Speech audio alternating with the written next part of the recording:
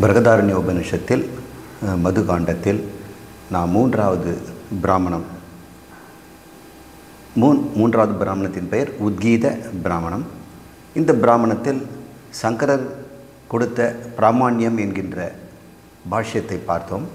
பூர்வ மீமாம்சர்களுடைய கர்மகாண்டம் மட்டும்தான் வேதத்தினுடைய மையப்பகுதி, ஞானகாண்டம் என்று எதுவுமே கிடையாது என்று அவர்கள் சொல்லியதை குறித்து சங்கரர் ஞானகாண்டம் என்று ஒன்று இருக்கிறது, கர்மகாண்டத்திற்கு அதிகாரிகள் வேறு, ஞானகாண்டத்திற்கின்ற அதிகாரிகள் வேறு, கர்மகாண்டத்தில் இருக்கின்ற விஷயம் வேறு, ஞானகாண்டத்திற்கு விஷயம் வேறு, கர்மகாண்டத்தில் இருக்கின்ற பலன் வேறு, ஞானகாண்டத்திற்கின்ற பலன் வேறு.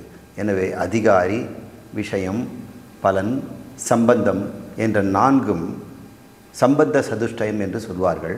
இந்த சம்பந்த சதுஷ்டயம் கர்மகாண்டத்திற்கு இருப்பது போல் ஞானகாண்டத்துக்கு இல்லாதனால் இரண்டு தனித்தனி நூல்கள் என்று நாம் வேதத்தை புரிந்து கொள்ள வேண்டும். வேதம் ஒன்று, ஆனால் இரண்டு விதமான அதிகாரிகளுக்கு இரண்டு விதமான விஷயங்களை, இரண்டு விதமான பலன்களை கொடுத்து அது அருள்கிறது என்று அவர் நிரூபித்து கர்மபரம் மட்டுமல்ல ஞானபரமாகவும் இருக்கிறது.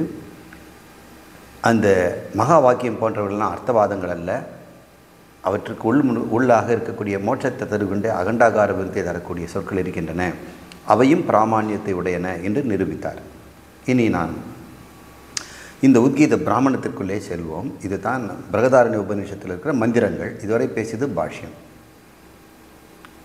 இங்கே உத்கீத பிராமணத்தில் பிராண உபாசனத்தை பற்றியது.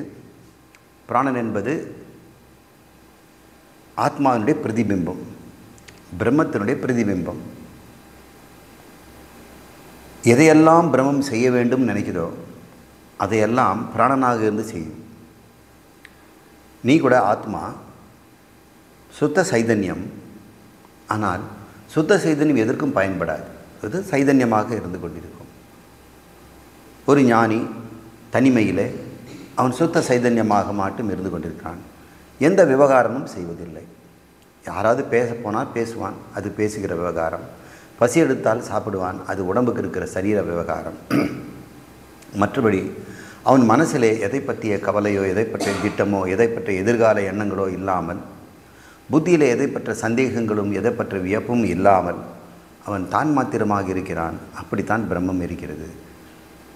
அவன் பிரம்மமாக ஆகிவிட்டான். அப்படிப்பட்டவன் தன்னுடைய தன்மையை சுத்த சைதன்யம் என்று இருக்கிறான். பிரம்மமும் சுத்த சைதன்யமாக இருந்திருந்தால் நாமெல்லாம் இந்த பூமியில் இருக்க மாட்டோம், பூமியும் இருக்காது, பிரபஞ்சமும் இருக்காது, இத்தனை கோடி ஜனங்கள்லாம் இருக்க மாட்டாங்க. பிரம்மம் மட்டும் சைதன்யமாக இருக்கும், சிவனே என்று இருக்கும். அப்போ பிரம்மம் எதையாவது செய்யணும்னா அது நிர்விகாரியாக இருக்கிறதுனால இங்கும் அங்கும் செல்ல முடியாது, எதையும் உற்பத்தி பண்ண முடியாது. எதையுமே உற்பத்தி பண்ணால் தண்ணிலேருந்து எடுத்து அதை நாசம் பண்ணிடும், இதுக்கு கொஞ்சம் குறைவு ஏற்படும் என்று இந்த மாதிரியான இருக்கக்கூடிய தன்மைகள்லாம் அதுக்கு இல்லாதனால நிஷ்கலங்கமாகவும் நிர்விகாரியாகவும் இரண்டற்றதாகவும் அத்விதீயம் என்ற நிலையில் அது இருப்பதனால் அதற்கு பிரதிநிதியாக தன்னையே ஒரு பிரதிபிம்பத்தை உண்டாக்குகிறது. அது அதனுடைய சங்கல்பம். சைதன்யத்திற்கு சங்கல்பம் உண்டு, சைதன்யத்தினால் சங்கல்பிக்க முடியும். அந்த சங்கல்பந்தான் பிராணன் என்று சொல்லப்படுகிறது. அந்த பிராணனை கொண்டு அது என்னெல்லாம் செய்ய வேண்டுமோ அதெல்லாம் செய்கிறது. சப்த பிரபஞ்சம் என்ற நாமரூபமான பிரபஞ்சங்களையும், அர்த்த பிரபஞ்சம் என்கின்ற பொருள் பிரபஞ்சமாகி இங்கே நாம் பார்க்கின்ற ஸ்தூல பிரபஞ்சமும் அது பிராணனை கொண்டே சிருஷ்டி செய்தது. பிராணனிலிருந்து தான் அனைத்து ஜீவனுடைய சூக்ஷ்ம சரீரமும் ஸ்தூல சரீரமும் தோன்றுகின்றன. பிராணனிலிருந்து தான் இந்த சரீரங்களையும் ஜகத்தையும் நிர்மாணம் செய்கின்ற தேவதைகளும் தோன்றினார்கள். இந்த ஒட்டுமொத்தையும் பிராணனையும் சேர்த்து நாம் பிரம்மத்தினுடைய பிரதிபிம்பமாக சிருஷ்டிகர்த்தாவாக பார்க்கும் பொழுது அவரை பரமேஸ்வரர் என்றும், சூத்ராத்மா என்றும், அந்தர்யாமி என்றும், விராட் என்றும் பல பெயர்களிலே கூப்பிடுகிறோம். இவர்களைத்தான் இப்பொழுது நாம் உபாசனை செய்கிறோம். பிரம்மத்தை நம்ம உபாசனை செய்ய முடியாது, பிரம்மம் நம்முடைய சொரூபம், அதை எப்படி உபாசனை செய்வது? சகுன பிரம்மத்தை தான், பரமேஸ்வரனைத்தான், இரண்யகர்ப்பனைத்தான் நாம் செய்ய முடியும். இரண்யகர்ப்பன் என்று பார்த்தால் அவனை பிரம்மதேவன் என்று ஒரு குணமுடையவனாக நம்ம பார்க்கிறோம். ஆனால் அதையும் தாண்டி அவருக்கு ஆதார பொருளாக இருக்கின்ற பிராணன், நாடி பிராணனாக அவரை பார்த்தால் சாட்சாத் பிரம்மத்தினுடைய தடச லட்சணத்தை பார்க்கிறோம். பிரம்மம் தன்னை காட்டிக்கொள்வதற்கு பிராணனைத்தான் பயன்படுத்துகிறது. பிராணனை கொண்டு தான் அது சிருஷ்டியை செய்கிறது. பிராணனை கொண்டு தான் ஜீவர்களுக்கு சரீரங்களை கொடுக்கிறது. பிராண ரூபமாகத்தான் தர்ம அதர்மங்களும் பாவ புண்ணியங்களும் லோகங்களும் 3 உலகங்களும் அனைத்தும் இருக்கின்றன.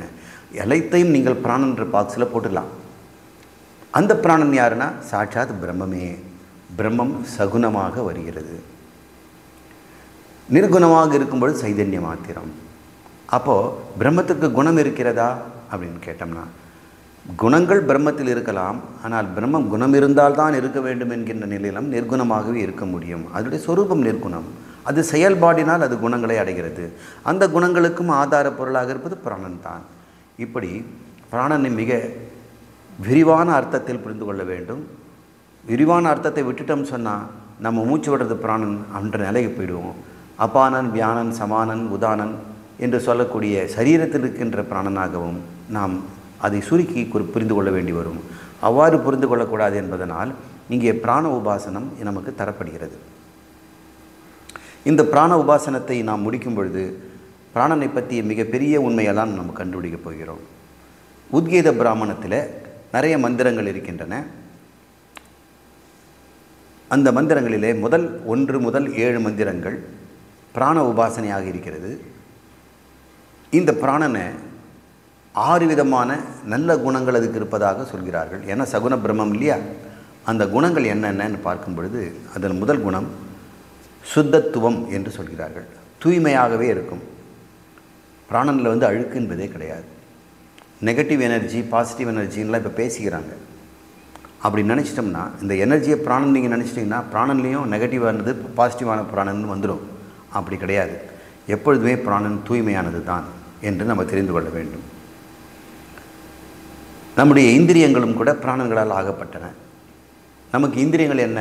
ஞானேந்திரியங்கள் என்று சொல்லக்கூடிய சப்த ஸ்பரிச ரூப ரசகந்தம் என்று சொல்லக்கூடிய 5, கர்மேந்திரன் என்று சொல்லக்கூடிய வாக்கு, பாணி, பாதம், பாயுர், உபஸ்தம் என்கின்ற 5, இவற்றுக்கு கட்டமைக்கின்ற நாடிகள் எல்லாமே பிராணன் தான். பிராணன்ற ஒரே பொருளை வச்சுக்கிட்டு எதை வேணால் செய்யலாம். நீங்கள் சொல்கிறத பார்த்தா மாயைக்கு சொல்கிறதும் போல மாயைக்கு பிரகிருதி என்ற பேர் இருப்பது போல சொல்கிறீர்களே. மாயை வேறு, பிராணன் வேறல்ல. பிரகிருதி என்பதும் மாயை தான். வேதாந்தம் பல பெயர்களை எது கொடுத்துருக்கு. இதுவரைக்கும் மாயைங்கிறது கேட்டிருப்பீங்க. மாயினம் தூ மகேஸ்வரக என்று நாம் ஸ்வேதஸ்வர உபநிஷத்தில் பார்த்தோம். இந்த சில இடங்களிலே பிரகிருதி என்று சொல்வார்கள். சைவ சித்தாந்திகள் அதுக்கு பிரகிருதி மாயா, சுத்த மாயா, மாயேயம் என்றெல்லாம் சொல்வார்கள். அப்புறம் சுத்த மாயா என்று சொல்வார்கள். மாயை என்று ஒன்று தான். இதை 3ஆலாம் பிரிக்க வேண்டிய அவசியம் இல்லை. மாயை என்று சொல்லும் பொழுது எதையும் செய்யக்கூடியது, உண்மைத்தன்மை இல்லாதது, பிரம்மத்தை சார்ந்திருப்பதுங்கிற அர்த்தத்துக்கு மாயை. பிராணன்னு சொல்லும் பொழுது நாம் வேறொரு அர்த்தத்தில் அதை புரிஞ்சுக்கிறோம். கட்டமைப்புக்கு தவையானது, அதை கொண்டு எதை வேணாலும் செய்திடலாம். இந்த குழந்தைங்களுக்கு லூடோ அப்படின்னு ஒரு செட்டு இருக்குது. துண்டு துண்டாக பிளாஸ்டிக்கில் ஜாயின் பண்ணி செய்யக்கூடியது. செங்கலாக இருக்கும். அதில் முத்தாக ஒட்டக்கூடிய பகுதிகள் இருக்கும். இதில் பள்ளம் இருக்கும், அது மேடு இருக்கும். 2த்தையும் சேர்த்தா ஒட்டிக்கும். இது ஜாயின் பண்ணி கட்டடங்களை கட்டும். ஜேபிசி மாதிரி எந்திரங்களை செய்யும், மிருகங்கள் செய்யும். அப்புறம் இது மாதிரியெல்லாம் செய்து ஒரே பொருளாக அப்புறம் பிரித்து போட்டுட்டு வேறு ஒன்று செய்யலாம். இப்படி 4 விதமான துண்டுகள் இருந்து பல நிறங்கள் இருந்ததுன்னா நூற்றுக்கணக்கானதை வச்சுட்டு பல விதமான உருவங்களை நம்ம செய்யலாம். கற்பனை வளம் இருக்கவனுக்கு அந்த சாதாரண துண்டுகளே போதும். கற்பனை வளம் மிக்க இந்த சைதன்ய புருஷன் ஆகிய அந்த பிரம்மத்திற்கு பிராணனுங்கிறது ஒரு பெரிய ஒரு வரப்பிரசாதம். அதை வைத்து எதை ஒன்றா செய்திடலாம். இந்த பிராணனுக்கு 6 முக்கிய குணங்கள் இருக்குது. இதை நாம் ஷட்வித பிராண உபாசனம் என்று பார்த்தோம். இது இங்கே இப்போ முதல் இந்த 1லிருந்து 7 மந்திரங்களுக்குள்ளே இருக்கிற ஒவ்வொன்றையும் பார்ப்போம். நமக்கெல்லாம் தெரியும், புராணங்களிலே எப்பொழுதுமே தேவர்களுக்கும் அசுரர்களுக்கும் போராட்டம், சண்டைன்னு. எத்தனை புராணம் எடுத்தாலும் அதில் இவர்களுக்கு எப்பவும் ஓயாமல் சண்டை இருக்கும். எல்லா கதைகளும் சினிமா கடையில் பார்த்தோம்னா இதை ரொம்ப வச்சுக்குவாங்க. அசுரர்களெல்லாம் கருப்பு கலரில் கோரப்பல்லோட கொம்புகளோடு இருக்கிற போதுல காட்டுவார்கள். தேவர்களெல்லாம் நகை நட்டுகளை போட்டுக்கிட்டு வெண்மையான சரீரம் இருக்கிறவங்களாக அழகாக இருப்பவர்கள் பேருவார்கள். ஆனால் 2 பேருமே ஆசை பிடித்தவர்களாக தான் இருப்பாங்க. அந்த அங்கே இருக்கக்கூடிய இந்திரனுக்கு ஒரு பேராசை இருக்கும், அவனுடைய ராஜ்யத்தை தக்க வைக்க வேண்டியிருக்கும் என்றிருக்கும். அசுரர்களுக்கு ஓயாமல் தொந்தரவு கொடுத்துக்கிட்டே இருக்கணும் அப்படின்னு நினைப்பார்கள். இதுக்கு என்ன அர்த்தம்? ஏன் இது மாதிரி புராணம் உண்மையிலே அப்படி ஜனங்க மேலே இருக்கிறாங்களா வானத்தில் நம்மள மாதிரியே? அங்கேயே ஆப்பிரிக்கா முழுக்க கருப்பர் இன மக்கள், யூரோப்பா முழுக்க வெள்ளை இன மக்கள்னு இருக்கிற மாதிரி தேவர்களே இது மாதிரி கருப்பர் வெள்ளையர்லாம் இருக்கிறாங்களா? இது சினிமாக்காரங்களுடைய கற்பனை. உண்மையிலே தேவ அசுர என்பதனுடைய உண்மை என்ன என்றால், இங்கே கொடுக்கப்படுகிறது சாஸ்திரிய கர்மஜான சம்ஸ்கார யுக்தம் தேவா என்று சொல்கிறது. தேவா என்பது என்ன என்றால் தர்ம வழியில் வாழ்பவர்கள். சாஸ்திரிய கர்மஞான. அசாஸ்திரியம் என்பது வேதத்தில் இல்லாத சில செயல்கள். நாம் தொழில் செய்கிறோம், வியாபாரம் செய்கிறோம், ரோடு போடுறோம், வானத்தில் பறக்கிறோம், மக்களோடு உறவாடுகிறோம், இன்டர்நெட்டை பயன்படுத்துகிறோம். இதெல்லாம் மனிதனாக சிருஷ்டி செய்வது. இதற்குள்ளே அவனுக்குள்ள விதிகளெல்லாம் இருக்கிறது. இது அசாஸ்திரியம்னு பேர். சாஸ்திரியம்னா வேதம். சனாதன தர்மத்தில் படி பாரத நாட்டில் வாழ்கின்ற மக்கள் எப்படி திருமணம் செய்து கொள்ள வேண்டும், எப்படி குழந்தை பெற்றுக்க வேண்டும், எப்படி ராஜ்யத்தை நடத்த வேண்டும், எப்படி நமக்குள்ள இருக்க சண்டை சச்சரவுகளை தீர்த்து கொள்ள வேண்டும், எப்படி உணவை பங்கிட்டு கொள்ள வேண்டும், நம்ம எந்த மாதிரியான தெய்வங்களை வணங்க வேண்டும், எந்தை உண்ண வேண்டும், இறந்த பிறகு என்னென்ன செய்ய வேண்டும் போன்ற அனைத்தையும் நமக்கு ஏற்கனவே வைத்திருக்கிறார்கள் தர்மங்கள். அது சாஸ்திரிய தர்மங்கள். அந்த சாஸ்திரியத்தை அடிப்படையாக கர்ம ஞான சம்ஸ்காரம். உன்னுடைய கர்மத்தையும் ஞானத்தையும் இரண்டையுமே வாழ்க்கையில் சம்ஸ்காரம்னா அந்த வாழ்க்கை முறையில் கொண்டு வந்து சாஸ்திரியமாக இருந்தால் அது பேர் தேவா என்று பேர். அவங்களாம் தேவர்கள். அப்போ அசுரா யாருன்னா சுவாபாவிக ஞான கர்ம சம்ஸ்கார யுக்தம் அசுராகா என்று பேர். சாஸ்திரியின் அடிப்படையில் ஒருத்தன் வாழ்ந்தான்னா அவன் தேவன். அதெல்லாம் சும்மா அதெல்லாம் புஸ்தகத்தெல்லாம் தூக்கி போடு, அவன் சொல்கிறத நான் ஏன் கேட்கணும் அப்படின்னு தன்னுடைய சுவாபாகியம்னு ஒன்று இருக்கும் இல்லை பாரு. எனக்கு ஆசை இருக்குது, நான் அனுபவிக்கணும், எவனாவது அடிக்கிற வரைக்கும் நான் அது செய்வேன், யாராவது பார்த்துட்டாங்கன்னா நான் விட்டுடுவேன், போலீஸ் என்னை பிடிக்காத வரைக்கும் கொள்ளை அடிப்பேன், மாட்டிக்காமல் தப்பிச்சுக்குவேன், என்னை யாரும் கேட்காத இடத்துல கடன் வாங்கி அனுபவிச்சுக்கிட்டே இருப்பேன் இன்பத்தை. கடன்காரங்களாம் சொல்லும்போது ஊரை விட்டு வேறு இன்னொரு ஊருக்கு போயிடுவேன், அங்கே போய் எப்படி பழைப்பேன்னா அங்கேயும் கடன் வாங்கி பழைப்பேன். ஏன் இப்படி வாழறீங்க?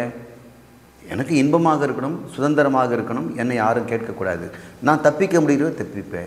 இப்படி வாழ்ந்துட்டு இருக்கீங்களே, ஒரு 70-80 வயசுக்கு அப்புறம் இது மாதிரி பண்ண முடியுமா? அப்போ எப்படி வாழ்ந்தால் முடியுமோ அப்படி நான் வாழ்ந்து கொள்வேன் அப்படின்னு அவங்க சொல்கிறார். இது சுவாபாவிக ஞான கர்மம். எப்படி சுவாபாவிகமாக உன்னுடைய அறிவு வருகிறதோ அதுக்கேற்ற மாதிரி செயல்களை செய்து கொண்டு அந்த மாதிரி வாழ்க்கையை வாடுது. சம்ஸ்காரம்னா வாழ்க்கை.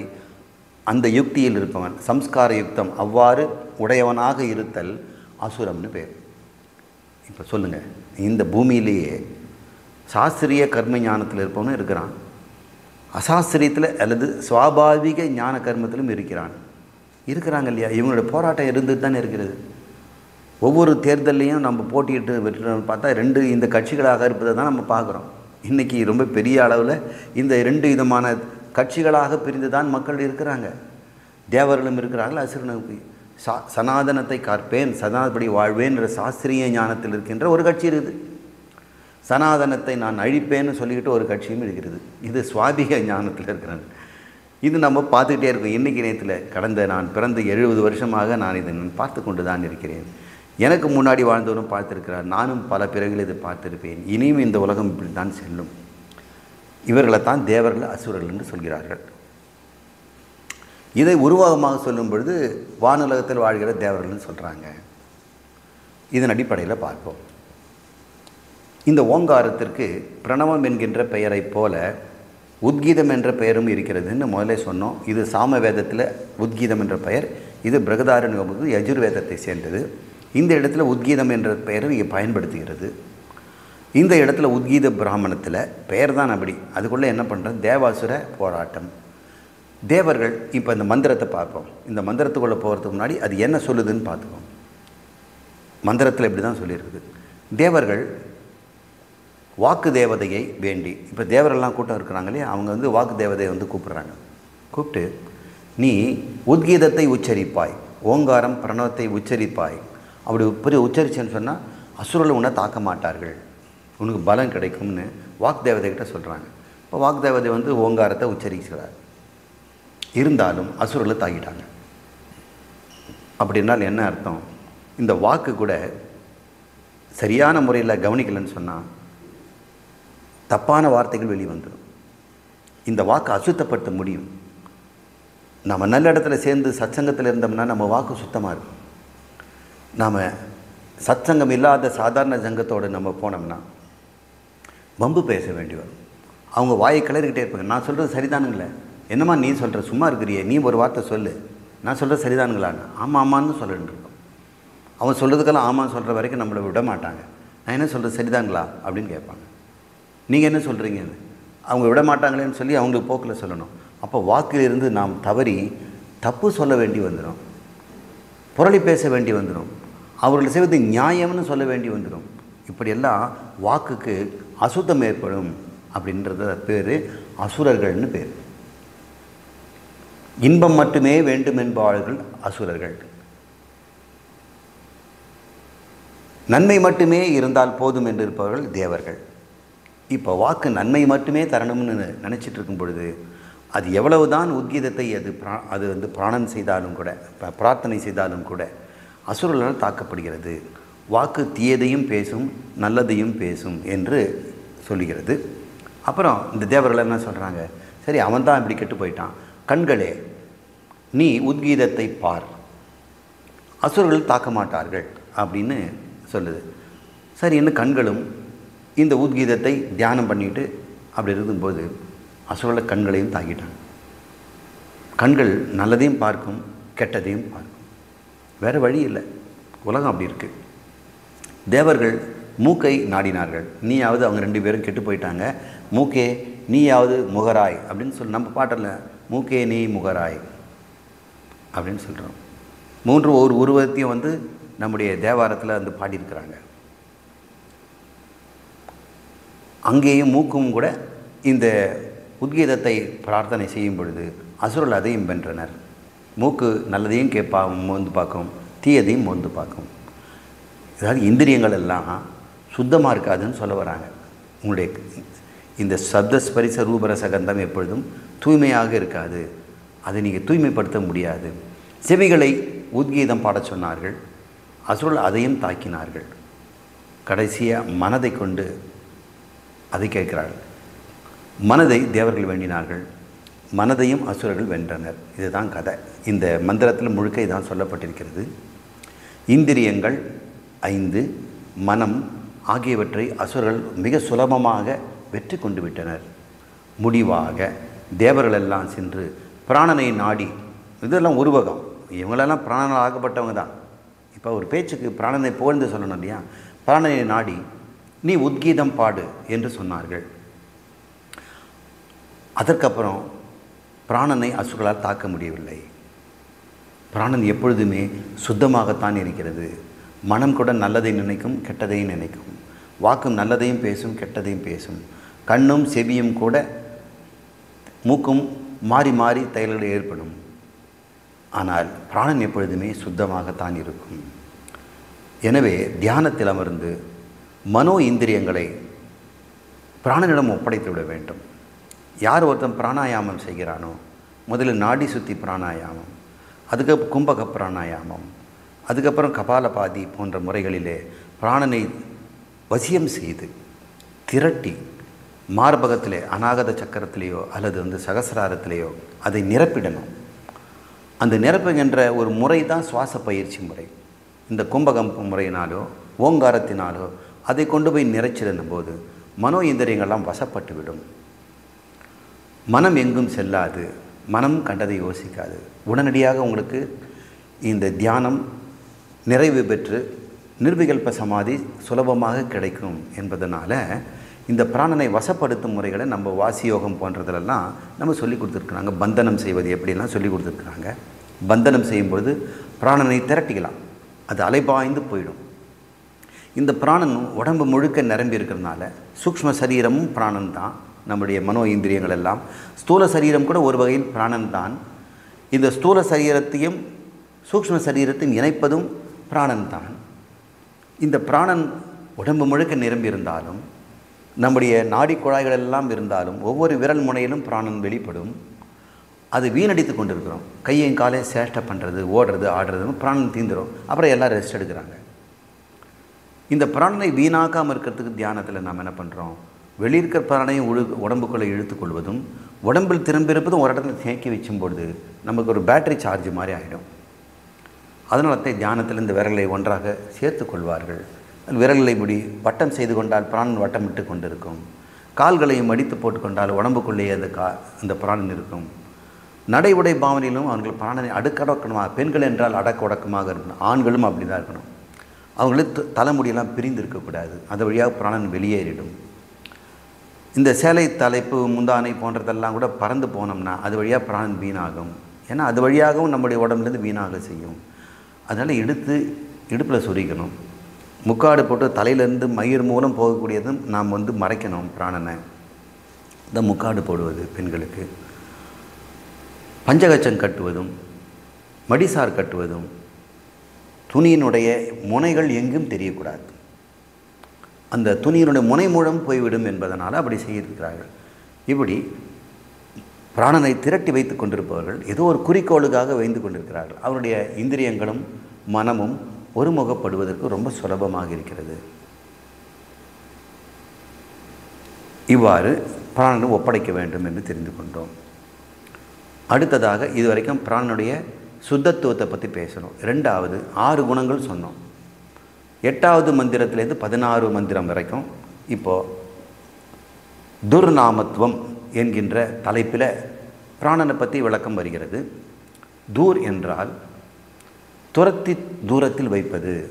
தூரவை அப்படின்னு சொல்கிறோம். நம்ம தமிழ்லேயும் தூரம் தூரம் தானே சொல்கிறோம். தூரத்தில் வைன்னா கிட்ட நெருங்காதபடி பார்த்துக்கொள். எதை கொண்டு போய் பிராணன் செய்கிறது? பிராணன் எதையோ கொண்டு போய் நம்மிடமிருந்து தூரத்தில் வைக்குதான். எதை வைக்கிறது தெரியுங்களா? மிருத்துவை, மரணத்தை. அதனால் இந்த பிராணாயாமம் சொல்லிக் கொடுக்கின்ற குருநாதர்கள் எல்லாம் அவங்க அத்வைதத்தை சொல்லிக் கொடுக்க மாட்டாங்க. ஆனால் பிராணாயாமத்தையும் பிராணனை மட்டுமே அவங்க நிறைய வகுப்படுத்து பலவித நிலைகளிலே அதெல்லாம் சொல்லிக் கொடுக்குறாங்க. அதன் மூலம் அவங்களுக்கு அதிகமாக கிடைப்பது என்னென்னா மரணத்தை தள்ளி போடலாம். மிருத்துவை, அந்த மிருத்துனா துக்கம்னு கூட அர்த்தம் உண்டு. துக்கத்தையும் தள்ளி போடலாம். மனதில் ஒரு சாந்தி நிலவும். ஞானத்துக்கு அது சம்பந்தம் இல்லை. இருந்தாலும் ஒரு மனதில் ஒரு சாந்தி, மனம் அலபாயாமல் இருக்கும். மரணத்தையும் தள்ளி போடும். உடம்பு வெளுப்பாகும், முகம் தேஜசடையும், ஆரோக்கியம் கூடும் என்றெல்லாம் சொல்வார்கள். அதுதான் இங்கே. அதுவும் பிராண உபாசனையிலிருந்து வருகிறது. தூர் நாமத்துவம். தூர் என்று சொல்லக்கூடிய மிருத்யுவை, யமதேவனை, மரணத்தை தூரத்தில் தள்ளி வைக்கிறது. பிராணனை வசப்படுத்தவர்கள் தேவர்கள். இவர்கள் மரணத்தை பிராணன் திசைகள் முடிவடையும் இடத்தில் வைக்கிறார்கள் அப்படின்னு சொல்கிறாங்க. இவங்க மரணத்தை இந்த பிராணன் என்ன பண்ணுமா? திசைகள் எங்கே முடியும்? அதுக்கு எங்கே முடிவு இருக்குது? அங்கே கொண்டு போய் வச்சுட்டாங்களாம் அப்படின்னு அவங்க இந்த மந்திரம் சொல்லுது. அங்கே சென்றால் பிராணனை உபாசித்த தேவர்களை மரணத்திற்கு அப்பால் கொண்டு சென்றது அப்படின்னு இந்த மந்திரம் சொல்லுது.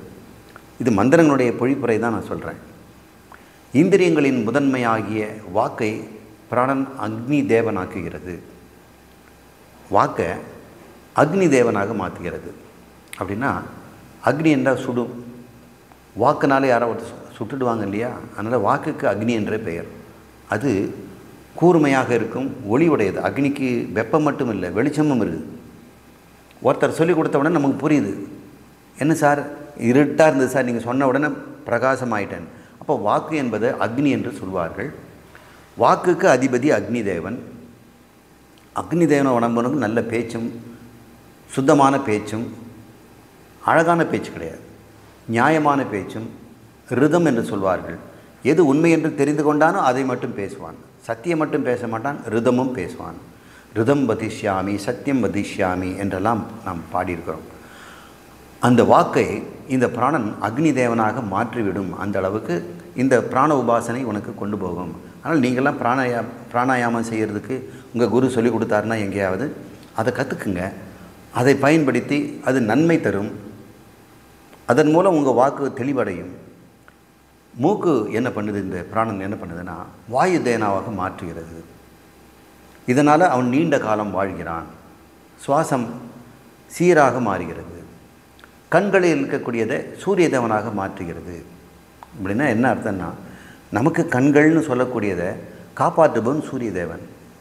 இந்த சூரிய தேவனுங்கிறவன் இந்த சாஃப்ட்வேரை ரிப்பேர் பண்ணுறவர். எல்லாருடைய ஜீவன்களுக்கும் சாஃப்ட்வேரை ரிப்பேர் பண்ணால் டிபார்ட்மெண்ட்டுக்கு போகணும். கண் நமக்கு கண்ணாக்க ஆப்தால்மாலஜிக்கு போயிட்டு கண் டாக்டருக்கு அவங்க பரிந்துரை செய்வாங்க. உங்களுக்கு என்ன வேணுங்கன்னாங்க, காது ஒரு மந்தமாக இருக்குதுங்க, கொஞ்சம் சீழ் வழியுது, எனக்கு பெயின் இருக்குதுன்னு. அப்படின்னு நீ இஎன்டி டாக்டர் அங்கே இருக்கிறார், அங்கே போங்க, அவர் வந்து ear and nose and throat, அவர்கிட்ட போங்க அப்படின்னு சொல்லுவாங்க. அதுக்கு ஒரு ஸ்பெஷலிஸ்ட் இருக்கிறாங்க. குடலுக்கு வேணால் குடலுக்கு போகணும். இப்போது வாக்கு குழதுன்னா எங்கே போகிறது? அதுக்கு ஸ்பீச் தெராபிஸ்ட் இருப்பார்ல, அவர் அக்னி தேவன். மூக்குக்கு ஏதாவது பிரச்சனை வந்ததுன்னா வாயு தேவன். கண்ணுக்கு ஏதாவதுன்னா சூரிய தேவன். கண்ணு கெட்ட பிறகு சூரிய நமஸ்காரமாம்பாங்க. சூரிய நமஸ்காரம் செய்பவனுக்கு கண்கள் நன்றாக தெரியும். அதனால் பிராணாயாமம் செய்தோம்னா இது அத்தனையும் கிடைக்கும். பிராண உபாசனைங்கிறது பிராணாயாமம் தான். பிராணனை தெய்வமாக நினைக்கணும். வெறும் மெக்கானிக்கலாக செய்யக்கூடாது. எல்லாம் மிஷின் மாதிரி எல்லாம் புஸ் புஸ்ன்னு மூச்சு விடுறாங்க. அதை தியானம் செய்து அதை நினைத்து இந்திரனாகவும் நினைத்து அதை பிராணனை வணங்கணும். ஹிரண்ய கர்ப்பனாகவும் வணங்கணும்.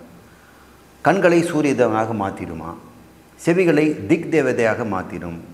திக்கு தேவைங்கிறது பல திசைகளிலும் சப்தம் நோக்கி நல்லா கேட்கும். மனதை சந்திர தேவனாக மாற்றிவிடும், சாந்தமுடையவனாக மாற்றும். இதனால் இப்படி பிராணனை அவர்கள் உபாசனை செய்ததனால் தேவர்கள் எல்லாம் மரணத்தை வெல்கிறார்கள் என்று சொல்கிறது. அடுத்து உத்கீத பிராமணத்தில் 6 வகை மகிமைகள் சொல்லிக்கிட்டு வந்தோம். இனி 17லேருந்து 18வது மந்திரம் வரை 27 மந்திரங்கள் இருக்குது. 3வது நல்ல குணம் அல்லது விசிஷ்ட குணம். நம்ம சொன்ன 6 விசிஷ்ட குணம்னு சொன்னோம் இல்லையா, அது பர்திருத்துவம் என்று பெயர். முதல்ல நம்ம பார்த்தது சுத்தத்துவம். 2வது நம்ம பார்த்தது என்ன, தூர் நாமத்துவம். 3வது இப்போ பார்க்குறது பர்திருத்துவம். பர்தா என்றால் தாங்குபவர். கணவனுக்கு பர்தா என்று பெயர், பெண்ணுக்கு பத்தினி என்று பெயர். என்னுடைய பர்தா அவர் அப்படின்னா என்னுடைய ஹஸ்பண்ட் அவர். இங்கிலீஷில் ஹஸ்பண்டுங்கிறாங்க, தமிழில் வந்து பர்தா, சமஸ்கிருதத்தில் பர்தான்னு பேர். இங்கேயும் அப்படி பர்தான்னு சொல்கிறவங்க இருக்கிறாங்க. பிராணன் வந்து ஒரு தந்தை மாதிரி, அந்த கணவன் மாதிரி, ஹஸ்பண்டரி அப்படின்னு சொல்கிறோம். விலங்குகளையெல்லாம் காப்பாற்றுற டாக்டருக்கு அனிமல் ஹஸ்பண்டரி டாக்டர் அப்படின்னு சொல்லுவாங்க. ஹஸ்பண்டுன்னா வீட்டுக்காரன்னு நம்ம நினச்சிக்கிட்டு இருக்கிறோம். அனிமல் ஹஸ்பண்டரின்னா யார் ஒருவன் பசுக்களை எல்லாம் மேய்த்து உணவு கொடுத்து பால் கறந்து கன்றுக்குட்டிகளுக்கெல்லாம் காப்பாற்றி நோய் நொடி இல்லாமல் பார்த்து கொண்டு சுத்தமாக குளிப்பாற்றி பட்டியல் அடித்து காப்பாற்றுறோன்னா அவன் ஹஸ்பண்ட். Animal husbandry. ஆடு அப்படின்னா மாடு அல்லது கோழி வளர்த்தா கூட அவன் ஹஸ்பண்டரி தான். ஹஸ்பண்டுங்கிறது அந்த பெயர். ஹஸ்பண்ட் என்பதனுடைய சமஸ்கிருத சொல் பர்தா. இந்த பிராணமய கோஷம் எல்லாத்தையும் தாங்குது. ஏன்னா இந்த நாடி பிராணனால் தானே உன்னோட சூக்ஷ்ம சரீரம் செய்யப்பட்டிருக்குது. நான் எப்பொழுதுமே நாடி பிராணனை இது மாதிரி ஒரு வலைப்பின்னல்னு காட்டுவேன். இந்த வலைப்பின்னலில் கொஞ்சம் பிச்சு எடுத்துட்டோம்னா அது கண்ணுடைய சாஃப்ட்வேர். இன்னொன்று எடுத்துட்டோம்னா அது வந்து சின்ன சின்ன உருண்டைகளாக பார்த்தோம்னா சின்ன சின்ன கோலகங்களாக இது நம்முடைய சூக்ஷ்ம சரீரத்தில் இருக்கிறது. ஸ்தூலத்தில் கண் இருக்கிறது. ஆனால் கண்ணினுடைய ஒளியை காட்சியாக மாற்றி தருவது இந்த சாஃப்ட்வேர். மூக்கில் இருக்கின்ற அந்த வாசனைகளை மூளையில் கொண்டு போய் உணர வைப்பது அந்த மூக்குக்குண்டான அதிபதி, அந்த சாஃப்ட்வேர். இந்த சாஃப்ட்வேரெல்லாம் எதென்ன செய்திருக்கிறாங்க நாமெல்லாம் பார்க்குறோம். நம்முடைய சாஃப்ட்வேரெல்லாம் செய்வதற்கு சிலிக்கான் சிப்பு நமக்கு ஒன்று தேவைப்படுது. வட்டமாக சதுரமாக சிப்பில் இருக்குது. அதில் பிரிண்டட் சர்க்கியூட்டில் போட்டுட்டு இந்த சாஃப்ட்வேர் அல்காரிதம்லாம் பதிவு பண்ணி வச்சுருக்கிறாங்க. இப்போ ஒரு ஆதாரம் தேவைப்படுது இல்லையா.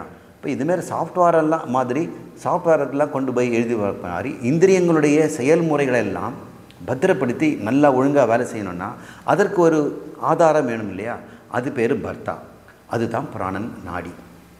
இப்படியும் புரிஞ்சுக்கலாம். நீங்களுக்கெல்லாம் நிறைய தெரிஞ்சிருக்கோம். இதை பற்றி நம்ம பேசியிருக்கிறோம். அந்த வலைப்பின்னலில் தாங்கி கொண்டிருப்பதனால இந்திரியங்களுக்கு ஆற்றலையும் தருகிறது, இந்திரியங்களுக்கு வடிவத்தையும் தருது. இந்த வடிவம் இப்படி இருக்கணும், அந்த வடிவம் அப்படி இருக்கணும், அந்த வடிவத்தையும் தான் தருகிறது. அதுக்கு ஆற்றல் தருவதனால பர்தா. உணவை விநியோகம் செய்கிறது. இந்த பிராணன் ஒவ்வொரு இந்திரியங்களுக்கு எவ்வளோ வேணும்னு பார்க்கும். மனம்ங்கிற இந்திரியன் புத்திங்கிற இந்திரியன் அதிகமாக பிராணனை கேட்கும், நிறைய கேட்கும். அறிவில் வேலை செய்கிறவங்களுக்கு டயர்ட் ஆகிடுவாங்க.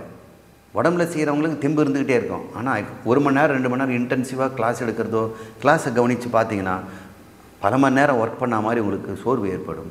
உண்மையிலே சாதாரண மனிதனுக்கு கூட அவன் உண்ட உணவில் ஆற்றல் 100%னா அதில் 30 முழுக்க மூளைக்கு மட்டுமே போகுது. மீதி 70 தான் உடம்புல இருக்கக்கூடிய குடல், இதயம், நுரையீரல், அப்புறம் சிறுநீரகங்கள், கல்லீரல், மண்ணீரல், உடம்புடைய தசைகள், இதுக்கெல்லாம் 70. ஆனால் அதெல்லாம் 10 10 5 5 தான் போகுது. 11 உறுப்புகளுக்கு 5 5 தான் கொடுக்குது. மூளைங்கிற ஒரு உறுப்புக்கு மட்டும் 30% வேணும். அதனால் மூளை வேலை செய்வதை இந்த குளுக்கோஸுங்கிற ஒரு பொருளை வச்சு தானே மூளை சாப்பிட்டு ஆற்றலை உண்டாகுது. அதனால் குளுக்கோஸ் எவ்வளோ பயன்படுத்துதுங்கிறத ஃபோட்டோ எடுத்தோம்னா மூளையில் எந்த இடத்துல வேலை செய்யுதுன்னு தெரியும். மூளையில் இறந்தவனுடைய மூளையில் எதுவும் வேலை செய்யாது, அங்கே பிராணனம் இருக்காது, குளுக்கோஸும் பயன்படாது, பிரெயின் டெட்டுங்கிறோம். ஆனால் உயிரோடு இருக்கும்போது பார்த்தோம்னு சொன்னால் அவன் மூளையில் எந்த இடத்துல அதிகமாக வேலை நடக்குதோ அங்கே கொஞ்சம் வெப்பம் அதிகமாக வருவதை குளுக்கோஸை அது எப்படி பயன்படுத்துதுன்னு பார்ப்பாங்க. குளுக்கோஸான நமக்கு பிராணன். இந்த ஸ்தூல சரீரத்துக்கு குளுக்கோஸு பிராணன், சூக்ஷ்ம சரீரத்துக்கு பிராணன். அதனால தான் குளுக்கோஸை நம்ம ரத்தத்தில் ஏற்றுறாங்க. கொடுத்தோம்னா உடம்புக்கு பலம் கிடைக்குது. அப்போ சூக்ஷ்ம சரீரத்துக்கு பலம் என்னங்கணும்? பிராணன்லேருந்து கிடைக்குது. கோயில் கோலத்துக்கெல்லாம் போனோம்னா சாது சன்னியாசிகளிடம் ஆசீர்வாதம் வாங்கினா நமக்கு பிராணன் நிறைஞ்சிடும். ஹோட்டலுக்கு போனோம்னாக்கா ஸ்தூல சரீரத்துக்கு பிராணன் கிடைக்கும், குளுக்கோஸ் கிடைக்கும். இந்த உணவை, ஸ்தூல உடம்பு பயன்படுத்திய உணவை கரைத்து அதுலேருந்து ஆற்றலை எடுத்து பிராணனாக மாற்றிக்கும். நாம் சாப்பிடுகின்ற உணவும் தண்ணீரும் தானே பிராணனாக மாறுதுன்னு படிச்சிருக்கிறோம். அந்த பிராணனை கொண்டு எந்தெந்த உறுப்புக்கு யார் யாருக்கு எவ்வளோ வேணுமோ அந்த அளவு கொடுக்கணும். அப்படின்னு கொடுக்கும்போது அவனை நான் சமானன்னு பேர். அந்த சமானன் என்ற பிராணன் மட்டும் உணவுப் பொருளை உறுப்புகளை ஏற்ற பேர் தருவது. இதனால் விநியோகம் செய்வது சமானன். அதுக்குனால இந்த பிராணனுக்கு பர்த்தா என்று பெயர் நாம் தரலாம். பசி தாகத்தை உண்டு பண்ணி உணவை நமக்கு பெற்று தருகிறது. நாமளே மறந்துட்டால் விட இந்த பிராணன் பசியை தூண்டி விட்டுடும், தாகத்தை கொடுத்துடும். அப்போ நாம் தேவையில்லாமல் சாப்பிட வேண்டி வருது, அவசியம். மறந்து போனாலும் தூண்டி விட்டு உணவை வாங்கி நமக்கு கொடுக்குது. பாருங்கள் எப்படி பால் நினைந்தூட்டும் தாயினும் சால பரிந்து பாவியே எனது ஊனினை உருக்கி உள்ளொளி பெருக்கின்கிறார். இறைவன் தாயை விட பாசமாக, அவளாவது பால் நினைந்து ஊட்டுறா, அதை விட நீ சால பரிந்து, குழந்தையாருக்கு வரைக்கும் தான் ஊட்டிகிட்டு இருந்தா, அதுக்கப்புறம் நீயே போய் சாப்பிட்டுக்கன்னு சொல்லுவா அம்மா. இப்போ அப்படி இல்லை, நீ எப்பொழுதுமே நீ தான் சால பரிந்து, அதை விட மேன்மையாக பரிந்து செய்கிறையே. அந்த மாதிரி இந்த பிராணனும் சொல்லுது. இந்த பிராணனும் அது மாதிரி நமக்கு உணவை வாங்கி கொடுக்கிறது. உடலை தாங்குவதால் இதுக்கு பர்த்தாய் என்று பெயர். இவ்வாறு பிராணனை நாம் உபாசனம் செய்ய வேண்டும். அடுத்தது 4வது மகிமை. இது 19வது மந்திரம். ஒரு மந்திரத்தில் 4வது. இது வரைக்கும் 6 சொல்லணும், இப்போ 4வது ஆங்கிரசத்துவம்னு சொல்கிறாங்க. இந்த மகிமை ஷட் விசிஷ்ட குணம் அப்படின்னு படித்தோம். இதுக்கு ஆங்கிரசத்துவம் அப்படின்னு பேர். ஆங்கிரம்ங்கிறது நெடிலாக ஆன்னு போட்டிருக்கிறோம், அதை குறியிலாக அன்னு மாத்திரம்னா அங்கம்னு மாறும். அங்ககானம் ரசம் ஆங்கிரசம். ஆங்கிரசத்தை அங்கம் ரசம்னு பிரிக்கலாம். அங்கம் ப்ளஸ் ரசம். ரசம்னா என்ன? எதை பிழிஞ்சாலும் கடைசியில் என்ன வருதோ அது ரசம்னு சொல்கிறோம். ஆப்பிள் எடுத்தால் ஆப்பிள் ரசம், ஆரஞ்சு ரசம், கரும்புலேருந்து கரும்பு ரசம். இப்போது ஒவ்வொன்று பிழிஞ்சால் ஒன்று கிடைக்கிற மாதிரி இந்த அங்கங்களிலேருந்து ஒரு சாரம்னு கிடைக்குன்னு வைங்க. அது என்னன்னு பார்த்தா பிராணன் தான். ஏன்னா பிராணன் தானே சக்தியை கொடுக்குது. மறுபடியும் மறந்துடாதீங்க, இந்திரியங்களையும் ஸ்தூல உடம்பையும் கூட பிராணன் தான் அது ஏற்படுத்தி தருவதனால அங்கங்களில் ரசமாக இதுதான் இருக்கிறது. எந்த இடத்துல ரசம் இருந்துன்னு பார்த்தா அங்கே பிராணன் தான் இருக்கும். அதனால் அங்ககானாம் அங்கங்களுடைய ரசம். ஆகவே இதுக்கு ஆங்கிரசத்துவம் என்று ஒரு புகழ். இதெல்லாம் சிறப்பு மொழி. உடல் உறுப்புகளில் ரசமாக பிராணன் இருக்கிறது என்று தியானம் செய்ய வேண்டும். இது அங்கரசமாக தியானம் செய்யும் முறை. இதுவரைக்கும் 4 பார்த்தோம். 5வது வேதாத்மகத்துவம் என்று ஒரு சிறப்பு குணத்தை இந்த பிராணனுக்கு தருகிறார்கள். பிராணன் என்னென்னு பார்த்தோம். தேவர்களாக இருக்கிறது, உறுப்புகளாக இருக்கிறது, அங்கங்களாக இருக்கிறது. இப்படியெல்லாம் பார்த்துட்டு இருக்கும்போது இந்த இடத்துல 20லேருந்து 22வது மந்திரங்கள் வரை வேதங்கள் எல்லாமே பிராணன் தான் சொல்லுது. இந்த பிரபஞ்சத்தை நாம் 2ஆக பிரிக்கலாம். ஸ்தூலமாக இருக்கின்ற பிரபஞ்சத்தை பொருள் பிரபஞ்சம், பொருள் திரவியமாக இருக்கிறது, அர்த்த பிரபஞ்சம்னு சொல்லலாம். சூக்ஷ்மமாக இருக்கிற பிரபஞ்சம் அது மனங்களால் ஆனது. இந்த ஸ்தூல சரீரமும் ஸ்தூலமான வீடு வாசல்களும் ஸ்தூலமான ஆகாயம் போன்றதெல்லாம் பொருட்பிரபஞ்சம், பொருளால் ஆனது, அர்த்த பிரபஞ்சம்னு சொல்லுவாங்க. நம்முடைய மனம்னு ஒன்று இருக்குது பாருங்கள், இந்திரியங்கள் மனம் போன்றதெல்லாம். உங்களுடைய உடம்பில் இருக்கிற இந்திரியங்களும் மனமும் இந்த உடம்பில் இருப்பதும் எல்லா உடம்புகளிலும் பூச்சிப்புழுவில் இருக்கிறதும் தேவர்களுடைய உடம்பெல்லாம் சேர்க்கும் பொழுது அதை சூக்ஷ்ம பிரபஞ்சம் என்று சொல்கிறோம். அதை நாம் நாம பிரபஞ்சம், சப்த பிரபஞ்சம்னு சொல்கிறோம். மனதை கொண்டு நடைபெறுவதனால, அதனால் மனம் கொண்டிருப்பதால் நாமமாக இருப்பதாலும் சப்தங்களாலும் இருப்பதனால சப்த பிரபஞ்சம் என்று பெயர். சப்தம் என்றால் நாமம், ரூபம் என்றால் இந்த பொருள். நாம ரூபத்தை இப்படி பிரித்து பார்க்குறோம். சரி, இந்த மனதை ஆள்கின்ற ஹிரண்ய கர்ப்பன் வேஷ்டியாக இருக்கின்ற சப்த பிரபஞ்சத்திற்கு அதிலிருந்து இந்த பிராணம் என்ன செய்கிறது என்று பார்த்தால், இங்கே தான் மந்திரம் வேலை செய்யுது. மந்திரங்களெல்லாம் பொருளாக மாறும். ஒருத்தன் மந்திரம் சொல்லணுன்னா ஒரு பொருளை உண்டாகிறான் மந்திரம் சொல்லி. இதெல்லாம் சினிமாவில் நம்ம பார்த்துருக்குறோம். மந்திரம் எப்படி பொருளாகும்? ஆனால் பொருள் மந்திரமாக இருப்பதனால பொருள் மாறிடும். இப்போ பாருங்கள், ஒருத்தர் சொல்கிறாரு எனக்கு ஒரு வீடு வேணுங்க அப்படின்றாரு, அது ஒரு மந்திரம்.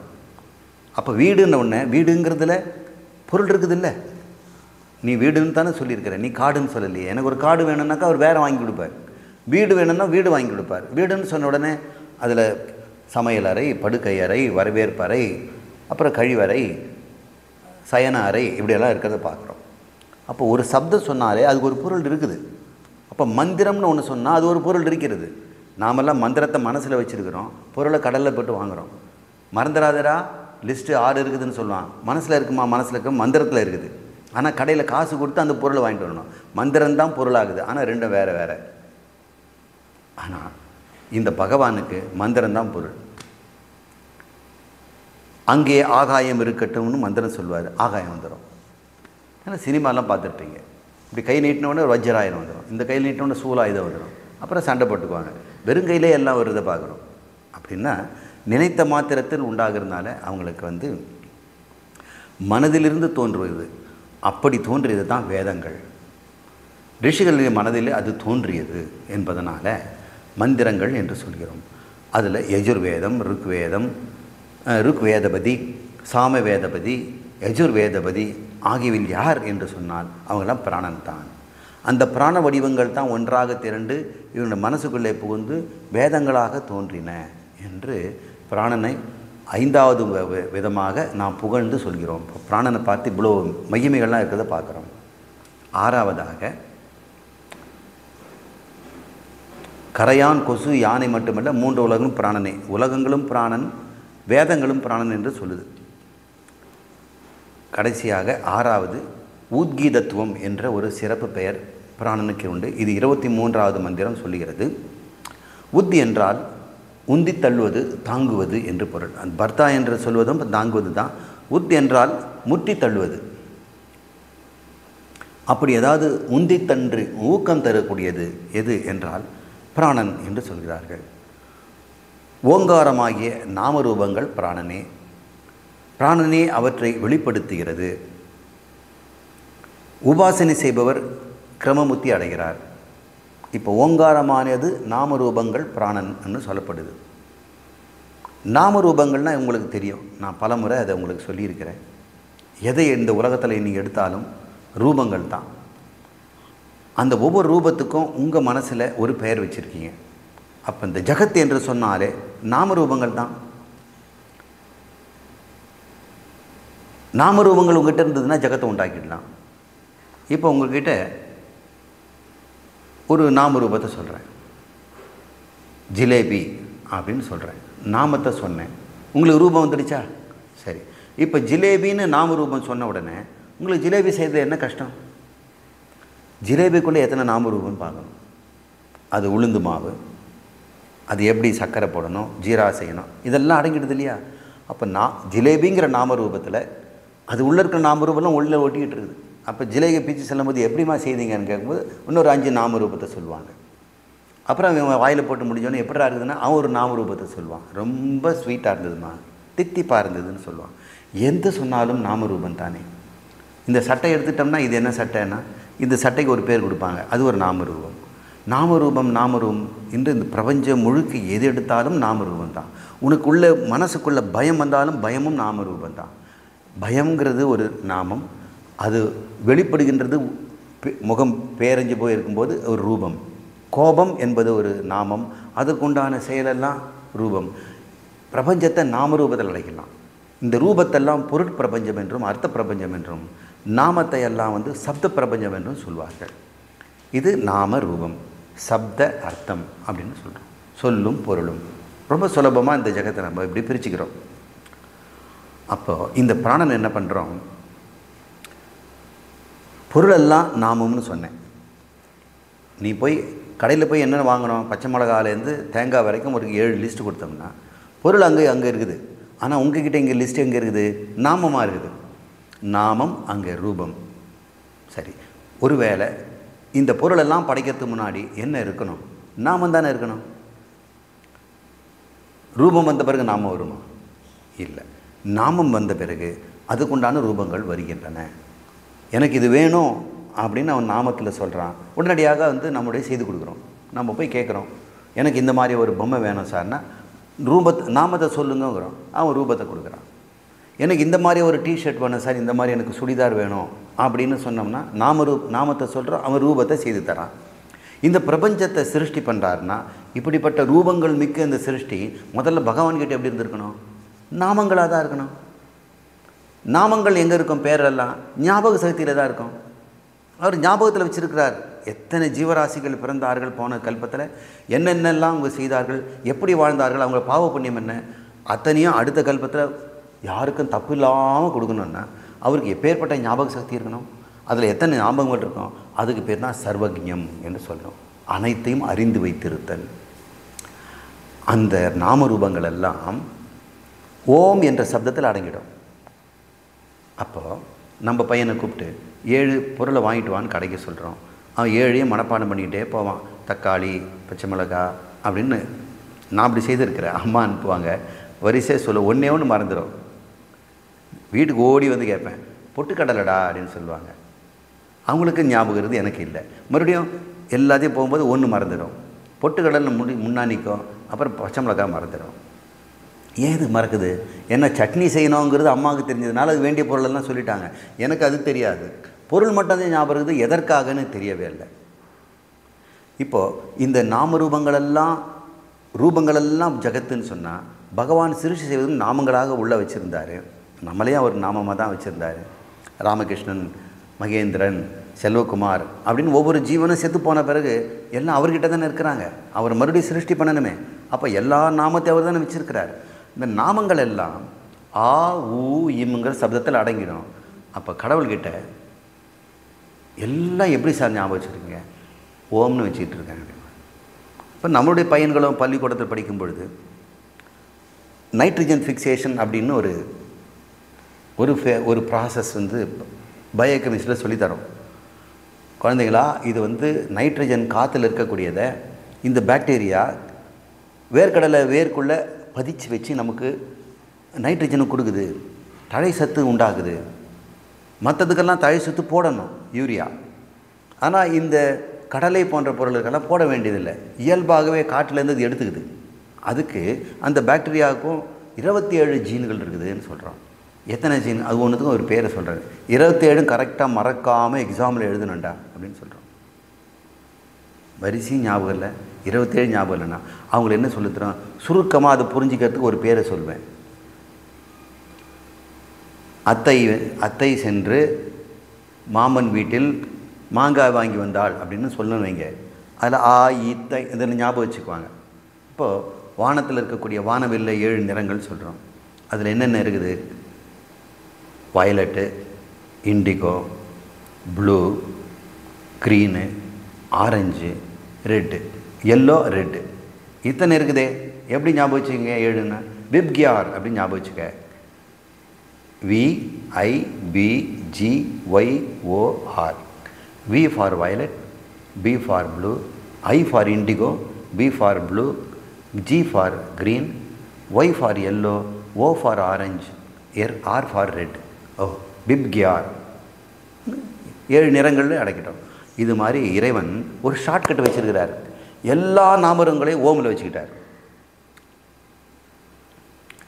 எல்லா நாம ரூபங்களெல்லாம் பிராணன், நாடிகளெல்லாம் ரூபம். அதை அப்படியே கொலாப்ஸ் பண்ணி பிராணனாக்குனார். பிராணனாக்குனாவது ஓங்காரம் ஆயிடுச்சு. அது பேர் உத்கீதம். இந்த ஓங்காரத்துக்குள்ளே எல்லாம் இருக்குது. ஓங்காரத்தை ஓம்னு சொன்னார், அது பிராணனாக வெளிவந்து பிராணனாக நாடி ஆயிடுச்சு. உடனடியாக பொருள் எல்லாம் வந்துடுச்சு. பாருங்கள் மந்திரம் எப்படி வேலை செய்யுது. இப்படி இந்த பிராணனை நாம் மிக சிறந்த ஒரு கருவி, இறைவனுக்கு சிருஷ்டிகர்த்தான்னு சொன்ன பாருங்கள். இந்த பிரம்மம் இதையாவது சிருஷ்டி பண்ண என்ன பண்ணான்னு சொன்னேன், பிராணனை தான் வெளிப்படுத்தும், பிராணனாக தான் இருக்கான், தன் ஓங்காரம்னு சொன்னேன். நாம ரூபங்கள் தான் ஜெகத்து. இந்த ஞாபகங்களெல்லாம் ஓம். ஓம்ங்கிறது ஒரு சப்தம். இந்த சப்தம் எங்கே மறைஞ்சிருக்கும்? மௌனமாக இருக்கின்ற சைதன்யத்தில் தான் இருக்கும். இவ்வாறு எவன் ஒருவன் தியானம் செய்கிறானோ அவன் பிராணனை வசப்படுத்தவனாகிறான். பிராண தேவதைகள் பிராணனை அவனை பிரார்த்தனை படுத்த உடனே அசுரர்களை தாக்குவார்களா? நம்ம சொன்னோம் இல்லையா முதல் மந்திரத்தில், மூக்கை தாக்கனா, கண்ணை தாக்கனா, மனசை தாக்கனா. ஆனால் பிராணனை உபாசனை செய்து பிராணனை உத்கீதமாக நினைத்தவனை அசுரர்களால் ஒன்றும் செய்ய முடியவில்லை என்று பார்த்தோம். எனவே யாரெல்லாம் இந்த பிராணாயாமம் செய்கிறார்களோ, பிராணனை சொல்லிக் கொடுத்து யாரெல்லாம் யோக சக்தி உங்களுக்கு தருகிறார்களோ, நல்ல குருவை நாடி அதை கற்றுக்கொள்ளுங்கள். முதலில் பிராணனை வசப்படுத்தி கொண்டு மனதையும் அதில் ஒப்படைத்து விட்டு அப்புறம் இந்த ஞானத்துக்கு வாருங்கள். இவ்வாறு இந்த ஷட் விசிஷ்ட குண பிராண உபாசனம் என்கின்ற 21 மந்திரங்களை நம்ம பார்த்தோம். அதுக்கப்புறம் 25லேருந்து 27 வரைக்கும் சாமவேத உச்சரிப்பும் வேறு சில ஜப மந்திரங்களும் சொல்லப்படும். அதை அடுத்த வகுப்பில் பார்ப்போம்.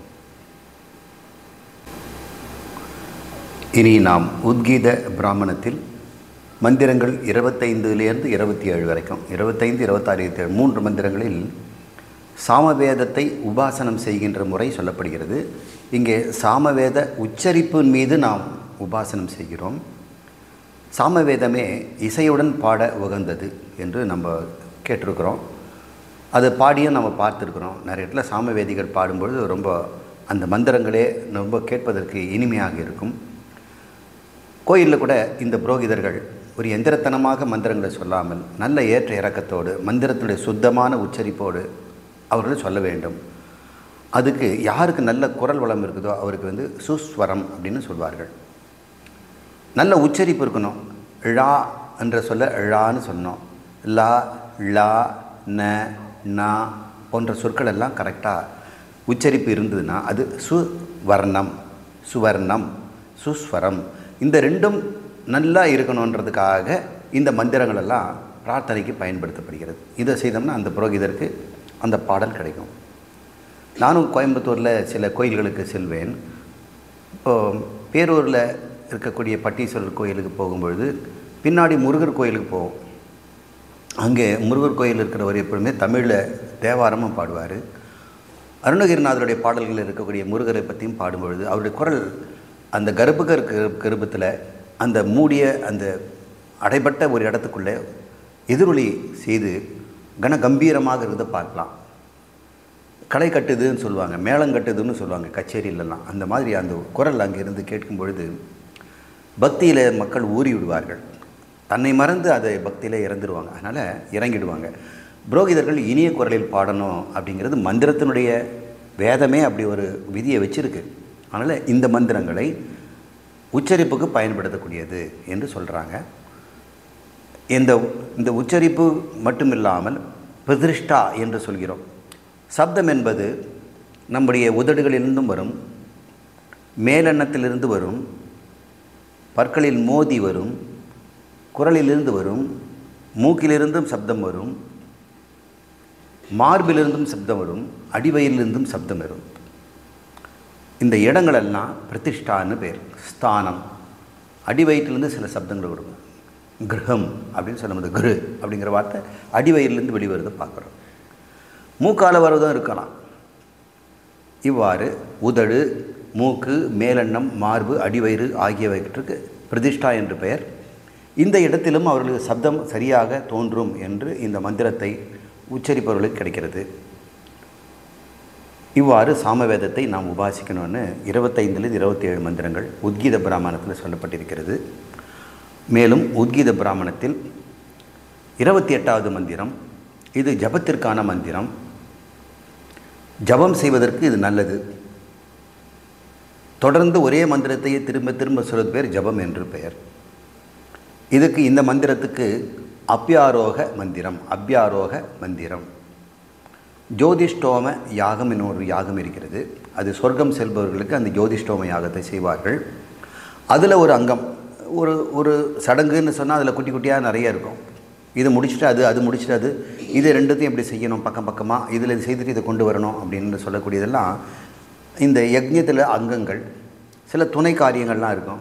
சித்தம் பண்ணுறது, சுத்தி பண்ணுறது, அங்கநியாசம் பண்ணுவது, இது போன்ற நிறைய விஷயங்களெல்லாம் அங்கம்னு பேர். ஜோதிஷ்டோம யாகத்தில் ஒரு அங்கம் இருக்கிறது. அது பிராணனை வசப்படுத்தும் ஒரு வித்தியை. பிராணனை யாராக வசப்படுத்தணுன்னா, அது பிராணனை வசப்படுத்தணுன்னா என்ன ஏதோ பொருள்னு நினச்சிக்க வேண்டாம். உங்கள் மனசை நீங்கள் வசப்படுத்தணும், இந்திரியங்களை வசப்படுத்தணும், கட்டுப்பாடு இல்லாமல் இந்திரியங்கள் செல்வதை நிறுத்தணும், மனம் அலைப்பாய்வதை நிறுத்தணும். இதுக்கு பிராண வசப்படுதல்னு அர்த்தம். மூச்சை வசப்படுத்தினா இது ரெண்டும் அடங்கிடும் இப்படின்னு சொல்லுவார்கள். மூச்சை அடக்க கற்றாரில்லை என்று சொல்வார்கள்.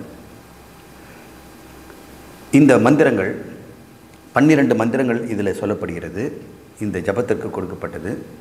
அந்த மந்திரங்களில் 3வது மந்திரம் அப்யாரோக மந்திரம்னு பேர்.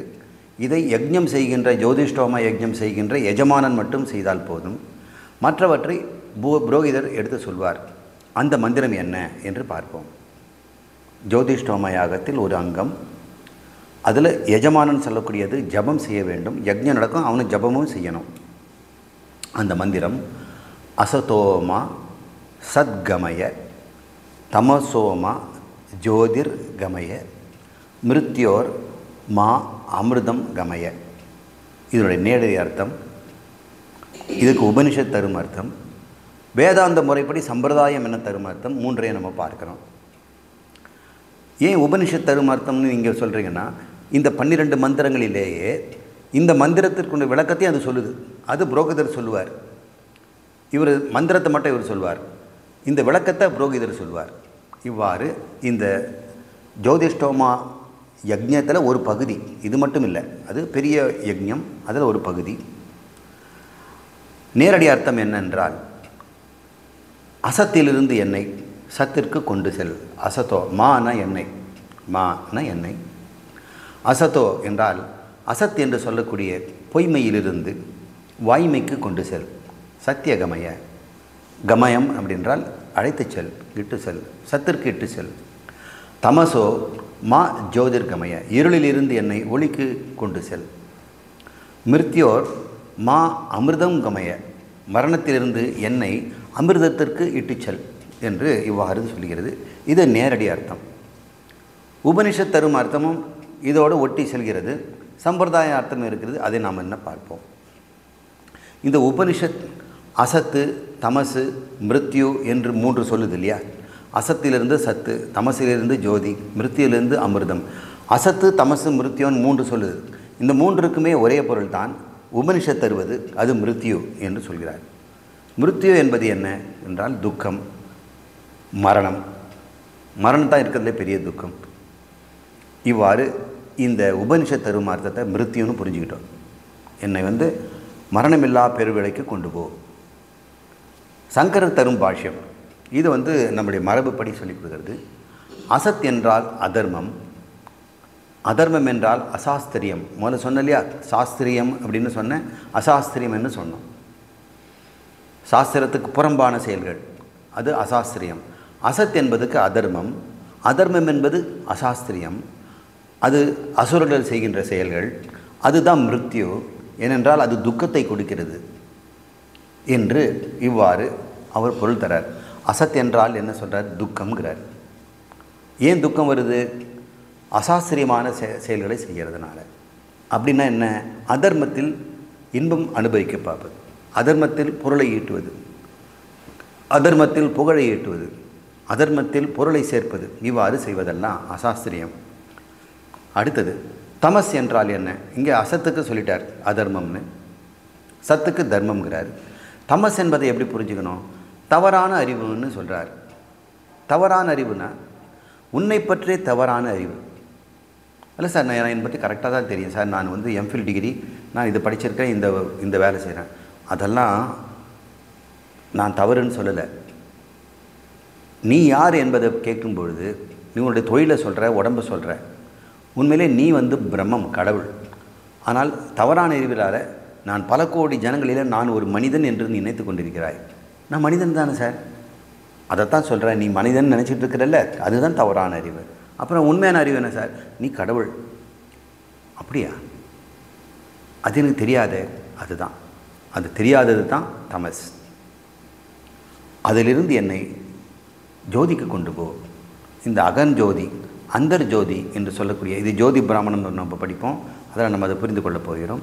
அந்த ஜோதிக்கு நீ செல். இந்த இருள் என்று சொல்கின்ற மாயையில் சூழப்பட்ட இருளிலே இருந்து கொண்டு உன்னை மனிதன் என்றும் ஜீவன் என்றும் நினைத்து கொண்டிருக்கிறாய். நீ ஜோதி என்ற அறிவை பெற்றுவிட்டால் இக்கணமே நீ பிரம்மமாக வாழ்வாய் என்று அறிவு வேட்டலை சொல்லுது. முதல்ல சக்தி வேட்டல். அசத்திலிருந்து சத்துங்கிறது சக்தி வேட்டல். எனக்கு பலத்தை கொடு, நல்லபடி வாழ்வதற்கு பலத்தை கொடு. தர்மமாக வாழ்றதுக்கு ஒரு பலம் வேணும், மனோபலம் வேணும். அதர்மம் வாழ்றதுக்கு என்ன பலம் இருக்குது? அது சுவாபாவிகம்னு படித்தோம். இதுக்கு சாஸ்திரியமாக இருக்கிறதுக்கு மனோபலம் இருக்கணும், பிறண்டு போகாமல் இருக்கணும். அதனால் எனக்கு பலத்தை கொடு, சக்தியை கொடுங்கிறார். தமஸில் என்ன சொல்கிறோம்? எனக்கு அறிவை கொடு. அறியாமையிலிருந்து அறிவு போகணும்னு ரெண்டாவது கேள்வி. மூன்றாவது மிருத்யு என்று சொல்லி துக்கத்திலிருந்து அமிர்தம், எனக்கு ஹிரண்யகர்ப்பர் என்று சொல்லக்கூடிய பக்தியை கொடு என்று 3 வேட்டலும் கேட்குது. ஞானம் வேட்டல், பக்தி வேட்டல், சக்தி வேட்டல் என்று 3 விதமான வேட்டல்கள் இதில் இருக்கிறது என்று சங்கரர் பாஷ்யம் சொல்கிறது. இதற்கு வேதாந்த விளக்கம் என்ன அப்படின்னு பார்த்தோம்னா, இது சங்கரர் அந்த மொழிக்கு ஏற்ற மாதிரி கொடுத்துட்டார் உபனிஷத்துக்கு. அசத் என்பது மித்யா. நம்முடைய பாஷையில் நாமரூபங்கள், இந்த ஜகத்து நாமரூபமாக மித்யாவாக இருக்கிறது. நாமரூபம் அப்படின்னா என்ன அர்த்தம்? அது ஏன் மித்யான்னு சொல்கிறீங்க அப்படின்னா, இதுக்கு பேர் பானைங்கிறோம். ஏன் இது பானைங்கிறோம்? கூஜானியாக சொல்ல மாட்டோம். சார் இந்த ரூபம் படி இருக்குது சார். ஓ, இப்போ இதுலேருந்து ரூபம் இருக்குது, அந்த ரூபத்தினால இது பானை. நீங்கள் இதே வேறு மாதிரி இருந்தால், வேறு ரூபம் இருந்தால் வேறு ஒரு பேர் சொல்லுவீங்க, கூஜான்னு. அப்போ கூஜா பானை என்பது நாமரூபம். சரி, நாமரூபத்தை மட்டும் எனக்கு கொடுங்க, களிமண்ணை நீங்கள் எடுத்துகிட்டு போங்கன்னு சொன்னால் முடியுமா? களிமண்ணை விட்டு விட்டு நாமரூபத்தை மட்டும் எடுத்துகிட்டு வாங்க, யாராலும் முடியாது. அப்போது நாமரூபங்கள் எல்லாம் ஏதோ ஒரு ஆதார பொருளின் மீது தான் இருக்க முடியும். ஒரு ரூபம்னா, எனக்கு இந்த ரூபம் வேணும்னாக்கா எதில் செய்து கொடுக்கன்னு கேட்பாங்க. இந்த டிசைன் வேணும்னா வெளியில் செய்யவா, தங்கத்தில் செய்வா, இரும்பில் செய்வா அப்படின்னு கேட்குறாங்க. அப்போ ரூபம் தான் உங்களால் இருக்குது, ஆனால் அதுக்கு ரூபத்துக்கு ஆதாரமாக இரும்போ வெள்ளியோ ஏதோ ஒன்று தேவைப்படுது இல்லை. இப்போ நாமரூபம் ரெண்டுமே சுதந்திரமாக இருக்கின்றது இல்லை, அது ஏதோ ஆதாரத்தோடு தான் இருக்க முடியும்.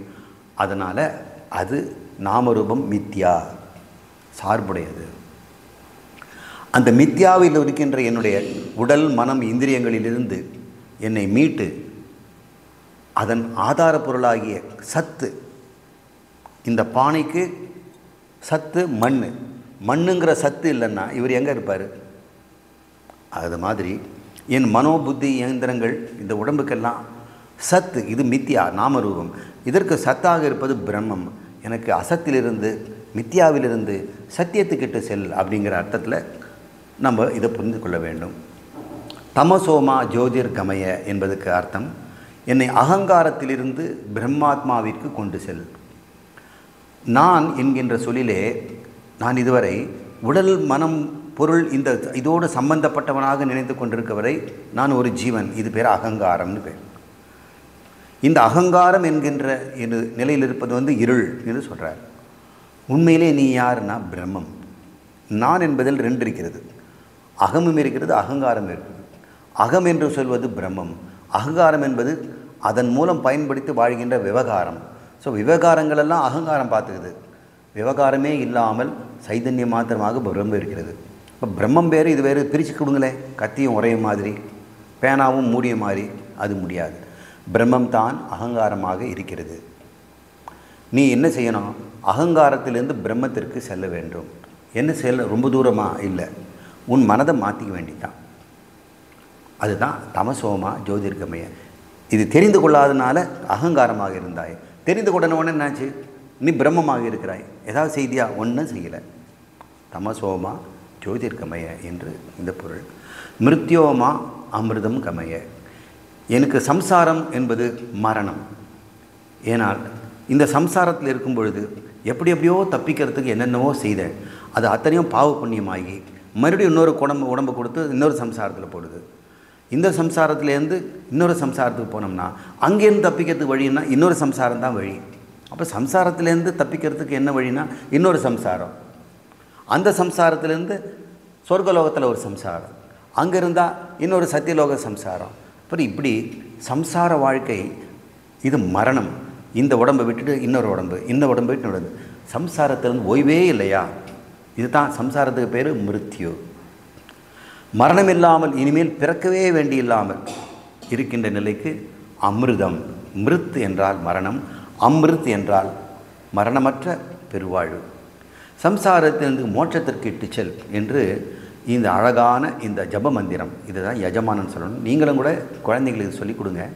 ஜபமாக ஒரு நாள் சொல்லட்டும், என்னைக்கா ஒரு நாள் இந்த அர்த்தம் உங்களுக்கு புரியும்.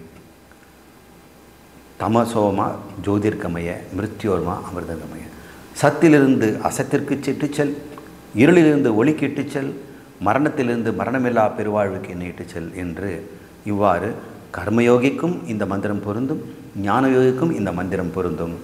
இவ்வாறு இந்த உத்கீத பிராமணத்தை நாம் நிறைவு செய்கிறோம். அடுத்த வகுப்பில் அடுத்த பிராமணத்தை பார்ப்போம்.